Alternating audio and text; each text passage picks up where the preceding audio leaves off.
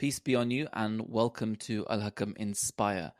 Today we're going to be talking about the eye, how it works, even how to improve the eye, and also go into some of the aspects of the Holy Quran and the eye.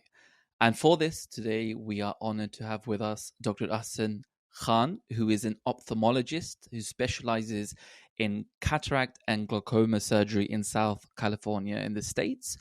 He has been in practice for 16 years and has written various publications in the field of ophthalmology, including a book chapter on glaucoma laser treatments. He also serves as the director of the Gift of Sight program for Humanity First USA, and Humanity First is an international charity.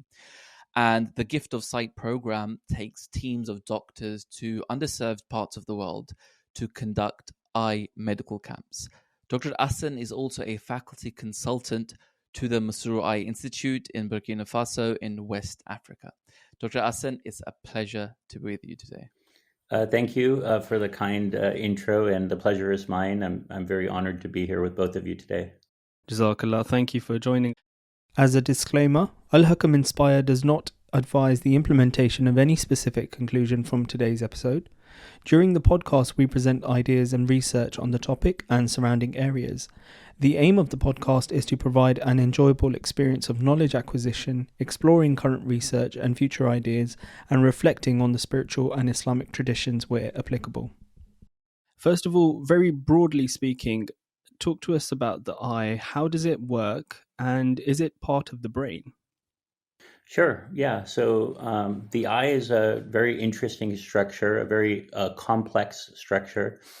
And yes, the short answer is it is a part of the brain. The best analogy that I give to patients is the eye is like a camera. So if you can imagine a camera, it has two main components. The first component is the front of the camera, which includes the lens and the aperture and, the light filters. So that would be like the iris and the pupil. And then you have the back of the camera, which has the film, which captures the image and produces a picture, which in the eye would be the retina. So the eye itself has the front apparatus, which takes in the image, and then it has the back apparatus, which is the retina, which processes the image. But then there's a third component, which a camera doesn't have, which the human eye has, which is the connection to the brain via a cable called the optic nerve. And the optic nerve is, in fact, an extension of the brain. So that's kind of like a basic understanding of how the eye works. And how do we bring in light to this? In basic science, which we learn in school, we all go through the vision and how we actually see through light. So if you could talk about the role of light, and also there's this whole conversation about the eye and the light and circadian rhythms, the sleep-wake cycle. So if you could just kind of talk about light. Yeah. So just from at a very basic level, a light is made up of energy particles called photons. And so the function of the eye is to process those photons into an image. So how does that work? So that's where the miracle of the eye comes in. And that's why I gravitated to this field, is how does a photon of light imprint into our brain to create a picture, which we can then conjure up in our minds, 20, 30 years later. And so it's a complex set of steps that happens where when light comes into the eye, it goes through different structures that allows an image to focus. And then there are receptors in the back of the eye which capture that light. And those receptors, some are specific to color and some are not. And then those images will then transfer to the brain. And that's where the brain will process these images and imprint them into our mind. To your question about circadian rhythm, there's a day and a night cycle that God has bestowed us with. And so obviously during the daytime, we are seeing images because there's light entering our eye, but our eye is able to adapt in the dark. There are specific pigments which are called rods. They're made of a pigment called rhodopsin, and they allow us to see in the dark. Whereas cones, which are specific to color vision, allow us to see in the day. Now, just kind of coming in there, you spoke about rods and them being in effect during the dark. What's this? That transition period where suddenly the lights go off, you can't see anything, and then you can suddenly see better over like the next few minutes. What's happening there? Yeah, that's called the dark adaptation. So that's interesting. So if you're in a lit condition, a lot of light is entering your eye through your pupil, which is an aperture. So the pupil is the dark spot in our eye. And the reason why it's dark is because light is not escaping. And so it's actually a hole in our iris. And you could think of it as an aperture. So the way our eye works is that when you're in lit conditions, the pupil will be small. And then when you go into a dark environment, the pupil will become larger to allow more light to enter. So if you're in a well-lit room and it's nighttime, let's say, and then all of a sudden you shut off the lights, there's a series of events that happens. First, the pupil becomes larger to allow more light to come in, but it's not enough for you to really make out images, just enough for maybe you to see shadows. And then those rods, which were normally bleached out in the light, they start to regenerate. And that takes about between 5 and 20 minutes. So initially, you'll start seeing some images, but then within 15, 20 minutes, you can actually probably navigate your way into the dark. It doesn't happen instantaneous. And so we call that period dark adaptation. And it's quite interesting, actually, because there are studies to show that those people who look at their phones right before they go to sleep, they are actually disrupting their daylight cycle because light from a phone, for example, it'll emanate UV light, and that can actually suppress certain aspects of melatonin, and that can disrupt your sleep. So the general thought is that if you can get glasses that diminish the amount of UV light, quote unquote, blue blocking glasses, which I personally feel there's not much science to show that they actually help with regular reading or eye fatigue, but certainly at night, if you can wear those, or if you can get phones that have blue light filters, there is science to show that actually might produce more restful sleep at night. I mean, that's very interesting. So with the eye itself, throughout our lives, can it develop? Is there a way of improving eyesight or maintaining good eyesight? Sure. And Dr. Hisham, as you know, in medicine and in health, a lot of our function, a lot of the way our organs function is a product of a combination of both genetics and environment. And the eye is no different. So, some people who are nearsighted, meaning their eye is longer than a normal eye, so light is not focusing on the retina, image is blurred. Some of that is genetically coded. We inherit that from our parents or from our ancestors. Similarly, if the eye is too short, which is called farsightedness, you will need glasses. But then there's also the environmental component. And there's studies to show that certain environmental triggers can affect how your eye develops. And, some people think that, again, coming back to using excessive, devices, which has been happening more and more in the last few years, studies have shown that youth are needing more glasses lately. And especially with COVID, I was going to say that, there's been everyone on their screens, on Zoom calls. Yeah, exactly. And I was just reading a study, I think it was out of Hong Kong, which actually demonstrated that there's increased myopia or nearsightedness in kids just in the last 2-3 years due to the pandemic. Again, probably due to excessive screen time, but it actually may not be the screens themselves. It just may be the fact that they're not outside and they're not getting actually natural light, which has been shown to improve the development of the eye. So, Dr. Hisham, go ahead. Sorry, I was just going to ask, for our listeners who don't understand, what is myopia? Yes, so myopia is a medical term for nearsightedness. So, when light enters our eye, it enters through a lens which will focus light onto our retina. So if the eye is not in the normal shape for light to land on the retina and becomes out of focus, it can happen for one of two reasons. If the eye is too long, that's called myopia. If the eye is too short, it's called hyperopia or farsightedness. So there are ways to correct myopia. For example, there's refractive laser surgery.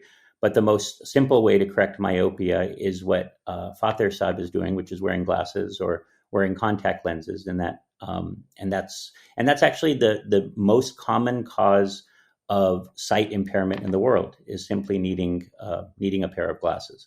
And we can get into that a little bit later, but it's amazing how many people in the world are walking around unable to see, but the simple fix is just needing a pair of glasses. I just want to backtrack a second and go over to that point where you were saying that it could be that children aren't getting outside enough. And of course, like through the pandemic, there's been an issue. Why would being outside be beneficial for the eyes? Yeah, so there is actually a study by Dr. Bressler out of Harvard, and there are some other studies that that corroborated some of this evidence that the ability for your eye to focus, or the lack of ability due to myopia or nearsightedness, may be correlated with the amount of natural light that you get. And so, using devices or being indoors, you're not exposing your eyes to natural light, and that could affect the elongation of the eye. And so, we're starting to see some of the effects of that. And again, it may not be during the pandemic that people are just on their phones that much more. It's just that they're not going out as much. So we know in medicine that there's so many benefits to being outdoors and getting natural light. But now we know that its effects on progression of myopia are there as well. And just another question, kind of following on from that. What if someone says that we've got all the lights off, on rather, in our house? Yeah. Isn't that enough? I mean, what's the, Sure. the intensity of lights? Sure. Yeah, it's a good question. I mean, for example, there's LED lights, which now give you a lot more light. And, you can illuminate your house as much as you want. But God has given us a lamp that emanates light at thousands and thousands of fold more than what we can produce in our home. And that's that light bulb that's out up in the sky, which is the sun.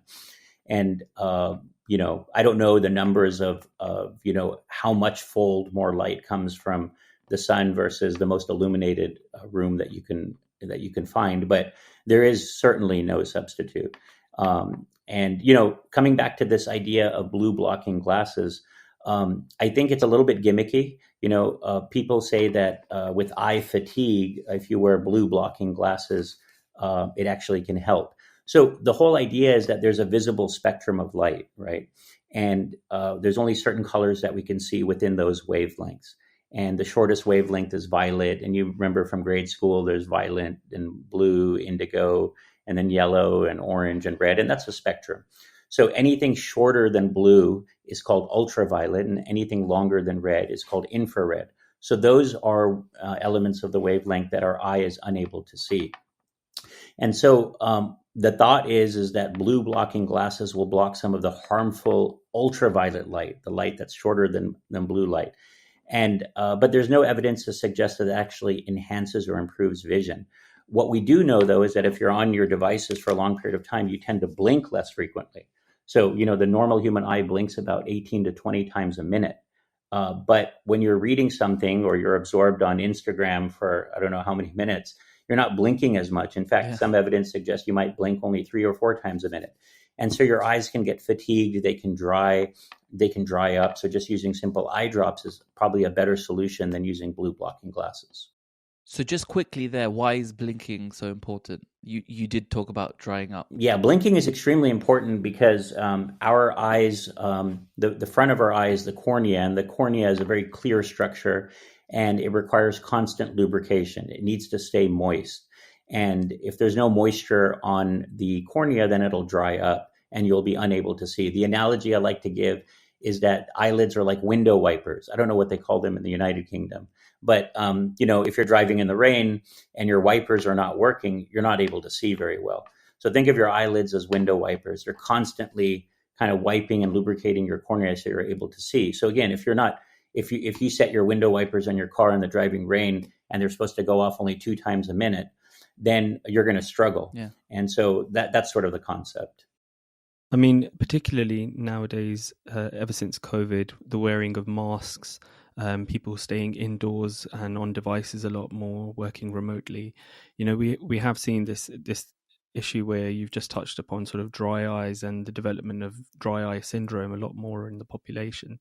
I've heard about these kind of regimes where there's 20-20-20, where you look away for 20 seconds at your at a distance Right. of 20 meters. Perhaps could you explain some of these kind of tools people can use to perhaps naturally Sure.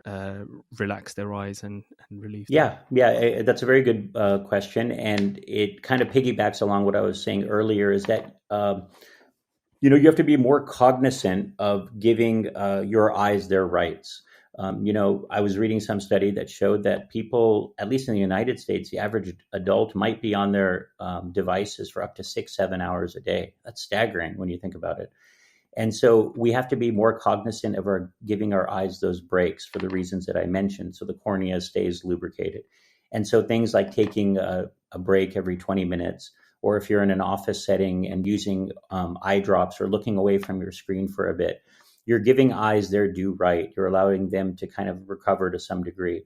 So we tend to be more subconscious about blinking and those types of things, but we have to be more cognizant of it in the same way that we have to be more cognizant in the workplace of our posture, for example.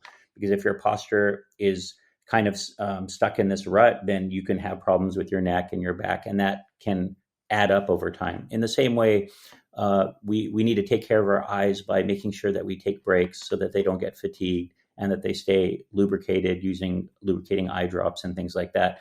Also, I do think that, as I mentioned earlier, UV light can be very harmful, and the sun has tremendous amounts of UV light. So you definitely, if you're in the bright light, should wear sunglasses that protect your eyes. So these are things that are very simple, but very, very effective, and something we may need to be more cognizant of during these lockdown situations, which hopefully we'll be getting out of soon. There's this element which, as kids we're always told, don't look at the sun directly, it's not good for you. Why is looking at bright light, you spoke about the importance of wearing sunglasses in some settings, but why is it that our eyes get damaged by looking at the sun? That's a good question. So obviously the sun, it produces an incredible amount of light, much more than our eye is capable of absorbing. So looking at the sun can cause damage to your rods and cones, those photoreceptors that are so critical in the back of your eye to produce images. You basically can burn them. And if you do, then you can have blind spots in your vision. When we do cataract surgery or eye surgery, for example, our patients are under a bright microscope light. They're unable to close their eyelids because we have a lid speculum that keeps it open. And so during that eye surgery, there's always a risk that we can damage the retina from intense bright lights. So for that reason, we have ways to produce filters on the eye, lessen surgery time, keep the eyes lubricated, so that we don't have what we call medically phototoxicity. So looking at the sun can cause blind spots. Looking at an eclipse, for example, it's very important to wear special glasses so that you don't have those light rays directly, quote unquote, frying your eye or frying your retina. So that's why it's important to never look directly at the sun. You spoke about glasses. One thing which I've always wanted to know, I wear glasses. I've been wearing glasses since I was a kid. Two questions. Why is it that we're seeing more? I know we've kind of touched upon this, but why is it that we're seeing more and more people, adults and children, wearing corrective lenses? And also, how do corrective lenses work? How do glasses work? Yeah, so there's different theories about why we're seeing more people wearing corrective lenses, and I think a lot of this has to do with environment. It has to, because the propensity to need glasses has increased a lot in the last 2 centuries, right? Glasses have been around for a while, but we can actually track, the need for glasses in humanity at large, and certainly it's increased a lot in the last few decades, and more so now than before. So there's something in the environment that is causing this. It's not just purely genetics, and that comes back to what kind of visual experience we are giving to our eyes. We didn't have electronic devices before, or even we can backtrack a little bit to simple things like television. Looking at these types of things for extended periods of time, subjecting your eyes to more indoor visual experiences rather than outdoor visual experiences probably contributes more to the need for glasses. I get asked by parents all the time that, can you tell my kid that if they watch too much TV, they're going to need glasses? And I don't go so far as to say that that's the reality, but I do think that if you're not striking that balance between staying away from devices or watching television for a long period of time or looking at your phone, if you try to strike that balance and use your eyes in a more natural setting, that can only be healthy.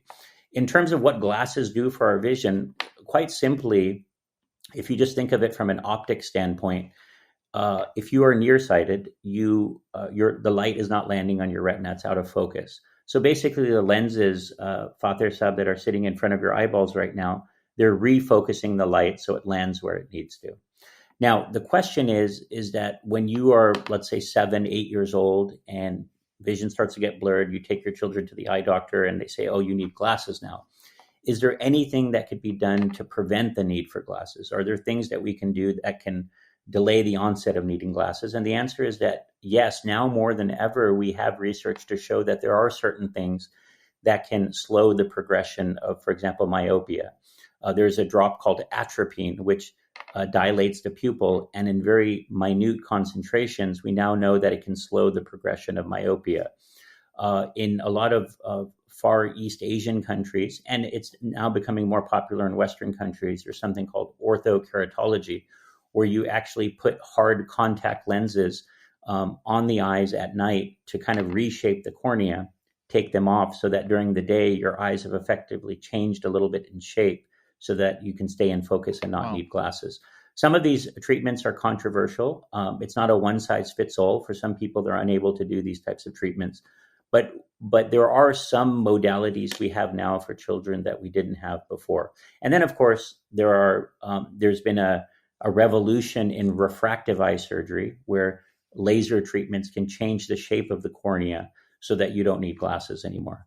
And obviously, that's very popular. That's a whole discussion about who it could benefit and what are the risks of that. So this is a question I've always had. Are lenses better, or are corrective glasses better, or there's no difference? There's, people saying you shouldn't wear lenses overnight, or it dries out, or a lens could go to the back of your eye. So short answer is glasses or spectacles are better than contact lenses for the simple reason that you're not introducing a foreign object into your eyeball, right? Let's face it, our eyes weren't meant to have, a silicon-like structure moving around over the cornea.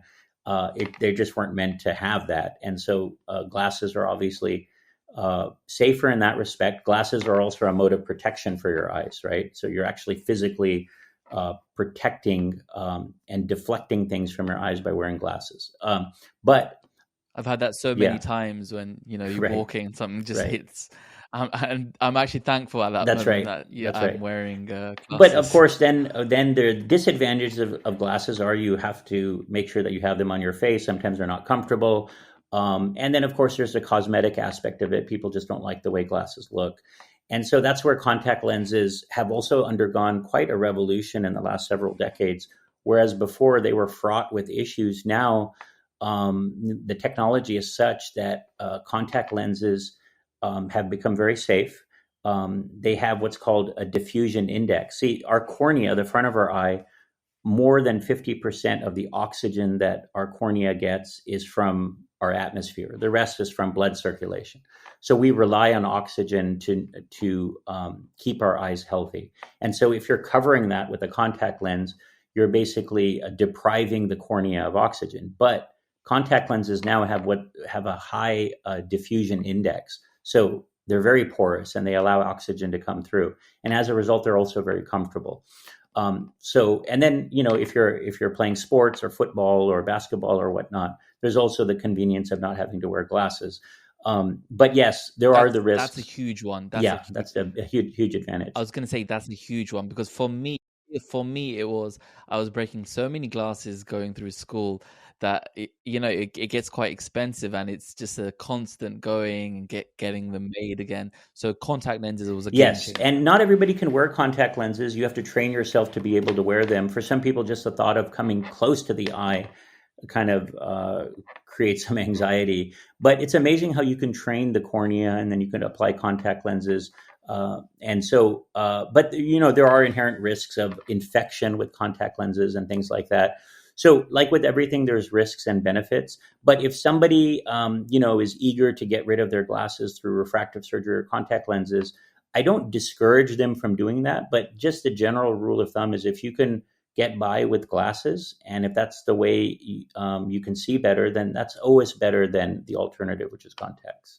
Now, I think on a personal note, there have been sort of great advancements in the development of contact lenses. I myself, I'm sure you're aware, Dr. Hassan, I wear 3D scanned, 3D designed scleral lenses, which are hugely comfortable, but also it's quite a challenge to go and fit them, and sort of there's all these other risks and things with infection. But no, with the development of technology, we've certainly found that they are continuing to develop. Yeah, this 3D technology of scleral contact lenses for conditions like keratoconus, which is a genetic condition where the front of your eye, the cornea, has warpage. It has an abnormal curvature to it. Just a few decades ago, there were no good treatments other than corneal transplant surgery. But now we have so much technology. There's something called cross-linking, where you can actually through chemical reactions, you can change the shape of the cornea. And special contact lenses, Dr. Hasham, like you mentioned, at which you wear, these are revolutionary, and they've improved eyesight, and they've delayed surgery or even prevented eye surgery in some cases. They've restored vision to the ability that people can live very meaningful lives. So contact lens technology is a whole science and medical field in and of itself. And I myself actually benefit from them because I've always worn glasses. I'm 45 years old. And a few years ago, it was actually on return from a trip to the UK, I developed a cataract in one eye, just out of the blue. Now, I'm a cataract surgeon, so I do cataract surgery on a weekly basis. But within a few weeks, I realized that my vision had become quite distorted in one eye, and I was freaking out. I didn't know what was going on. And so I ended up seeing my colleague, and he said, you actually have developed a cataract, which is unusual to develop it so rapidly. A cataract is when the lens of the eye becomes cloudy. And so I needed cataract surgery. And after undergoing cataract surgery, I have an artificial lens implant in my right eye. And with that, I can see clearly without the need for glasses or contacts. But because my other eye is naturally nearsighted and didn't develop a cataract, so I just wear a contact lens in one eye. And that seems to do the trick. And, the contact lens that I wear is a daily disposable. So I throw it away at the end of the day, and then I get a new one. And it's been a phenomenal change for me, for the better, by the grace of God. Amazing. Now, let's move on and talk about some of the work you do for Humanity First. You're the director of the Gift of Sight program. Can you tell us a bit about the work you do, and potentially also some of the work you've touched upon, cataract surgery, some of the other types of surgeries that you perform, and the impact that this has had on people's lives? Yeah, sure. First of all, I would say that I've been blessed to serve Humanity First, which is a great organization. But the work that I do pales in comparison to some of the phenomenal work that people have done for such a long time in the field of ophthalmology. But nonetheless, I've been able to serve as director for the Gift of Sight program. So for those in the audience who are unfamiliar, Humanity First is a nonprofit organization, a humanitarian organization. It initially was created in the early 90s for the purposes of disaster relief. And it sort of expanded over time. And now one of the components of this organization is sending teams, medical teams, to perform surgeries or conduct medical camps in different parts of the world that are underserved. So the Gift of Sight program aims to do just that very thing, but for eye care, for delivering of eye care. So in 2010, I had the good fortune of working with Humanity First, and we went to Guatemala and we set up an eye camp over there where we performed surgery on patients, underserved patients who didn't have access to very basic healthcare. And we were able to perform eye surgery to restore vision. We were able to take spectacles, glasses, and prescribe those to patients. And this was all free care. And that sort of took off, and we were able to go every year. And by the grace of God, we've been able to go, I think, 12 or 13 times now in the last decade. And we've done, I think, over 1,000 surgeries. And I think I've seen maybe over 5,000 patients. And I say we, and I really want to emphasize the we portion, because I've been blessed to work with this phenomenal team of volunteers. Not all of them are even in the medical profession, as well as volunteers locally in Guatemala who make all of this stuff happen. And so I'm just one small portion of that that's been able to do that. But the stories have been phenomenal. I can tell you one, there's many, but I can tell you one story that really touched my heart, and it really validated the sense of purpose that we all long for and that we look for. There was a husband and wife, an elderly couple in Guatemala, who arrived at our clinic. And you could tell that they had walked probably 7 miles. They weren't wearing shoes. They both couldn't see very well. The wife, she could actually see reasonably well, but she really had come to bring her husband, who was basically blind and couldn't see at all. So we diagnosed him with cataract, and he needed cataract surgery to be able to see. So we were able to perform the surgery on one eye. And I still recall that the next day we removed his eye patch, and he was quite startled at what he could see. It had been, I think, 3 or 4 decades that he was unable to see. And even though his vision was still blurred, because it takes several days for the vision to recover from cataract surgery, he had already seen such an improvement that he was able to see his wife's face for the first time after many, many years. And he even commented on that. He was in tears, and his whole family was in tears. And so that was extremely gratifying. And that's actually one of the reasons that I chose the field of ophthalmology, because you can do a simple surgery, or you can prescribe glasses, or you can do something to restore what most people would say is their most precious sense. And you can really make an impact on their lives. And so when you go to these underserved places, and you can do that, it's extremely gratifying, and it actually gives you a longing to do more. And so that's why we've been going as many times as we have, and we wish we can actually go more often. We're now expanding and trying to do these projects in other places, including in West Africa. And it must have a huge impact. I mean, like you said, the sight, it's such an important sense, restoring that, particularly in sort of deprived places.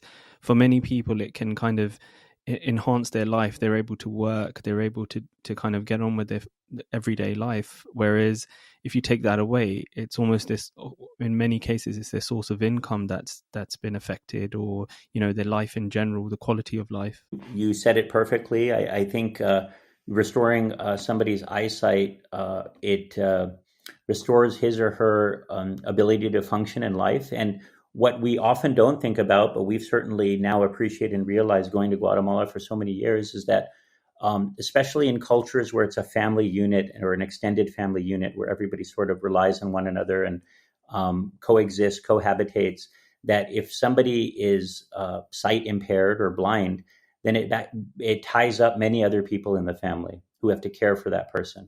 So by restoring eyesight, you're actually liberating a lot of members of the family. And I recall this actual couple that I was talking to you about, where the wife was elderly and couldn't take care of her husband who couldn't see. After his eyesight, his daughter was able to go to school finally. And she's actually a volunteer for Humanity First now. So giving this quote unquote gift of sight, it sounds cliche, but it truly is a gift, because it like I said, it impacts the larger family and the larger social circle in profound ways. And, I always want to make a point and make it clear, so it doesn't weigh on my conscience, that, we never want to imply that it's our surgeries or the things that we do is what restores vision. It's really the grace of God, and that goes with everything. And so we try to inculcate the spirit which the founder of Humanity First, Hazrat Mirza Tahir Ahmad, the fourth caliph of the Ahmadiyya Muslim community, which he said time and again that we are simply volunteers, and we are just doing our duty, which is to serve our fellow man. And any positive outcomes that that result from these humble efforts is really due to the grace of God. And it's God's mercy that these folks are able to see better. We're just simply the instruments to make that possible. And the fifth successor to the Ahmadiyya Muslim community, who's been such an inspiration for me, and it was under his guidance that I even went into Humanity First to do these things.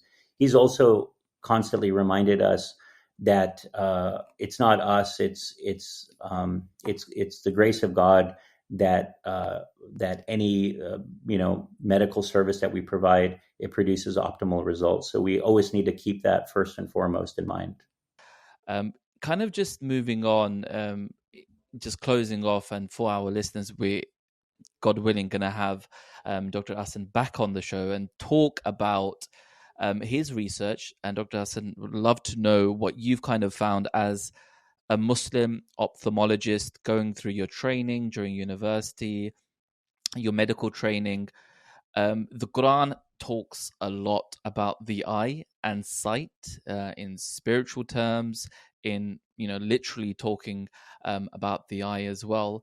And there's lots about the eye and vision. What have you found as an ophthalmologist, as a Muslim ophthalmologist, around this topic? And we're going to go into this in a separate episode much deeper. Yeah, absolutely. When I was when I was a kid, when I was a child, I remember in grade 4, my father bought me a model of the human eye. It was part of a school project, and we had to do some sort of a science project or do a report on something. And he decided to bring me a model of the eye, and I painted it and I studied it and I presented it.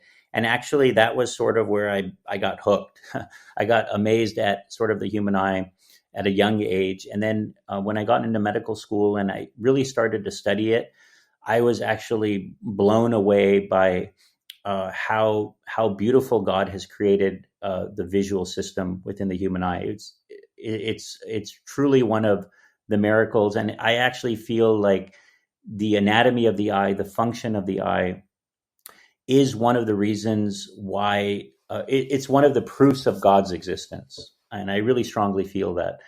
And I remember reading, it was in actually medical school, I read a book by the aforementioned fourth successor of the Ahmadiyya Muslim community, Mirza Tahir Ahmad. He wrote a book called Revelation, Rationality, Knowledge, and Truth, in which he talks about various spiritual things, including existence of God. And there is a debate about evolution and natural selection and creationism. And if these things like the human eye, were they just created? Did they evolve? Could they have been produced by random selection? And to illustrate this point, he argues that no, there had to be a designer, there had to be a creator. And he used the example of the human eye, and he went into an incredible amount of detail about the anatomy of the eye and how the form and the function of the eye beautifully mirror one another. And he drew this conclusion that it's impossible for one to, after understanding the way the eye works, say that this was due to random chance. There had to be a creator. And that really stuck with me when I was in medical school. And it actually drew my attention more so to pursuing the field of ophthalmology.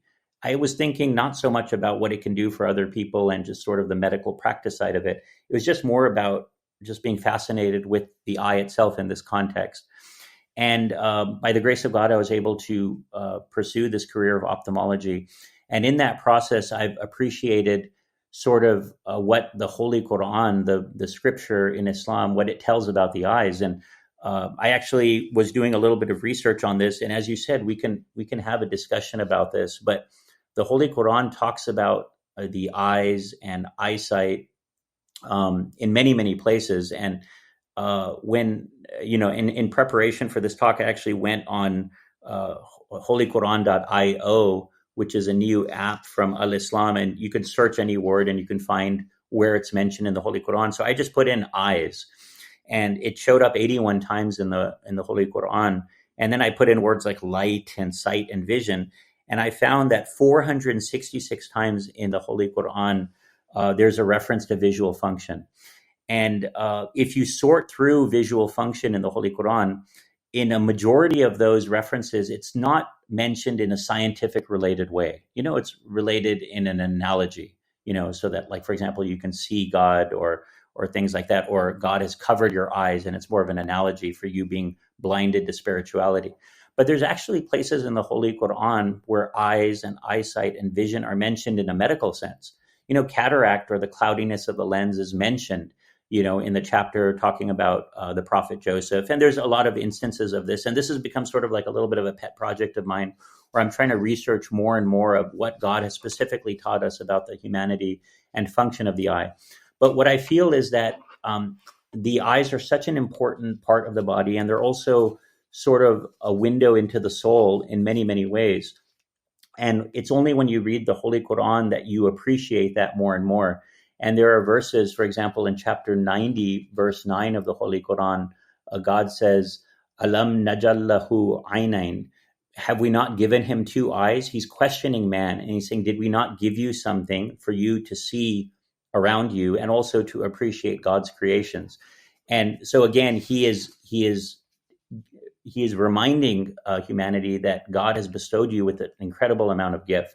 In other places, God says that, have we not given you ears and eyes and the hearts, but little thanks do you give?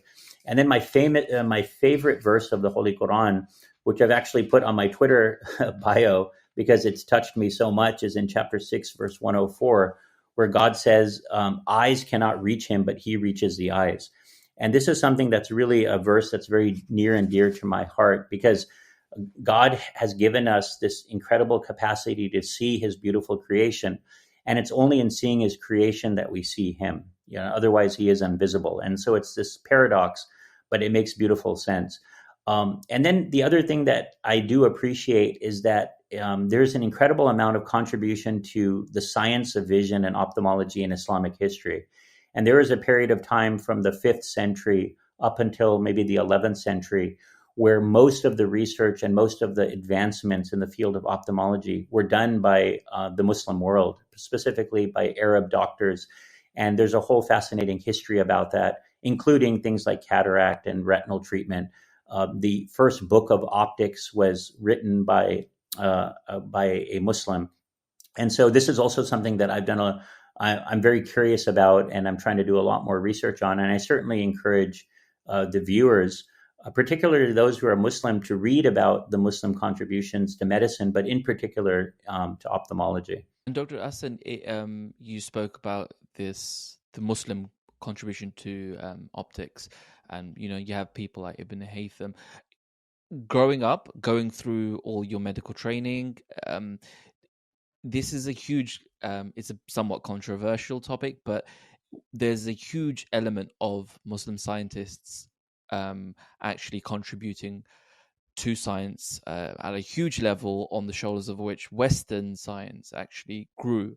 Do you feel personally that this element isn't highlighted enough within Western academia as well? And for those Muslims who want to know more, anyone who wants to know more, what do you recommend in terms of researching this topic of Muslims going, Yeah, absolutely. I do think that it's not emphasized enough. Certainly in my own education, I had to search for and find this stuff. It wasn't told to me. I do think that there is worldwide acceptance and recognition of the contribution of Muslims to the field of optics, as you mentioned, by doctors like Al-Haytham. And his treatise, the Book of Optics, is widely accepted and known as the basic initial authority on this field of visual science, from which all other scientists were able to carry on some of that work. But it requires a deeper dive, and you have to search for that. And I do suggest that people research this. There's plenty of stuff online. There are members of the Ahmadiyya Muslim community, scholars who've actually researched this, and they've written articles about Muslim contributions to ophthalmology, invested a lot of time in it. There's a scientist, Dr. Zakaria Virk in Canada, who I had the honor of meeting, and I know his son's in the United States. He's written a lot about this as well. And as I mentioned earlier, Mirza Tahir Ahmad, His Holiness, he has touched upon these topics in a lot more detail in his books. So there's a lot there for, I think, the youth to search and read about. And it's very, very inspiring. the contributions of Muslims to medicine. Dr. Hakam is also a doctor. I'm sure he himself has done the research, and he's found a lot of contributions from Muslims to his field as well. So there's plenty out there. It's not readily evident in Western countries, but it's certainly a source of inspiration. And to your point, I do encourage our youth to, go as simply as online, or people don't go to libraries anymore. So just go online and research it, and it'll be amazing what you can discover. Sure. Jazakallah. Thank you very much, Dr. Ahsan. It's been a pleasure. I've thoroughly enjoyed it. I'm sure Dr. Hakam has thoroughly enjoyed it. And, there's so much more which we can ask. But, of course, due to the time, we'll have to put it an end there. But, of course, like we mentioned, we do want to go deeper into your studies of the Holy Quran and optics and the vision. And I appreciate you having me. It was fun. It was enjoyable, and I hope I was able to do some diligence. I think there's many bright people, including in the Ahmadiyya Muslim community, many ophthalmologists who are very nuanced, and they know this subject very, very well. And I think it would be great to have them on as well. And I also encourage youth who are interested in the field of medicine to give strong consideration to ophthalmology. There's a big demand for it, and I hope people pursue that path. Dr. Ahsan, thank you very much. It's been super interesting, and there's lots of areas which we could continue asking about. But thank you for joining us. It's been really, really interesting learning about the vision, the eye, and we want to get you on in the future and talk about the Holy Quran and your research of the eye. Thank you for listening to the Al-Hakam Inspire podcast. We hope you enjoyed it.